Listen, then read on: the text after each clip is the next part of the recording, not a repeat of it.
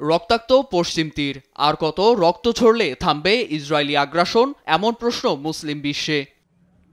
এই প্রশ্ন যখন ঘুরছে নানা মহলে, তখনও পশ্চিম তীরের জেনিনে তাণ্ডব চলে দখলদারদের, যেটি কিনা সেখানকার সবচেয়ে বড় ফিলিস্তিনি শরণার্থী শিবির। শনিবার জেনিনের আবাসিক বাড়িঘরে অন্যান্য দিনের মতো ড্রোন নিয়ে হামলা চালানো হয়। আন্তর্জাতিক সংবাদ মাধ্যমগুলো বলছে, এদিন 3টি আলাদা স্থানে শক্তিশালী বিস্ফোরক ব্যবহার করে ইসরায়েল। কিন্তু শরণার্থী শিবিরে কেন এমন আগ্রাসন, সেই প্রশ্নের উত্তর জানা নেই এখানকার মুক্তিকামী মানুষের। ড্রোন হামলায় 16 বছরের এক কিশোর সহ প্রাণ হারান বেশ কয়েকজন বেসামরিক ফিলিস্তিনি। এদিন তুলকারেম শরণার্থী শিবিরেও দখলদারের গুলিতে প্রাণ যায় একজনের। আল কুদুস নেটওয়ার্কের দাবি, শহরটির দক্ষিণে কাবাতিয়ায় আব্দুল ইসাম নামে এক ব্যক্তি নিহত হন, যিনি 2023 সালে ইসরায়েল ফিলিস্তিনি বন্দি বিনিময়ের সময় মুক্তি পান।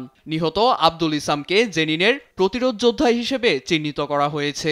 বন্দি বিনিময় চুক্তি শর্তে ইসরায়েলি কারাগার থেকে যেসব ফিলিস্তিনি মুক্তি পাচ্ছেন, ভবিষ্যতে তারা আবারও গ্রেপ্তার হবেন না, সেই নিশ্চয়তা দেয়নি আইডিএফ।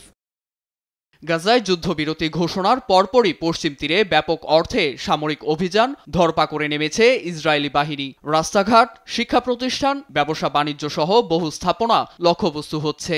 সপ্তাহখানেক ধরে চলা এ অবৈধ অভিযানে প্রাণ গেছে বেশ কয়েকজন বেসামরিক মানুষের। 2023 সালের 7 অক্টোবর থেকে গাজা উপত্যকায় যুদ্ধ শুরুর পর পশ্চিম তীরে নিহত হয়েছে 8 শতাধিক। তারপরও মুখ বন্ধ পশ্চিমা দুনিয়ায়। নীরব দাস, নিউজ ডেস্ক, দেশ টিভি।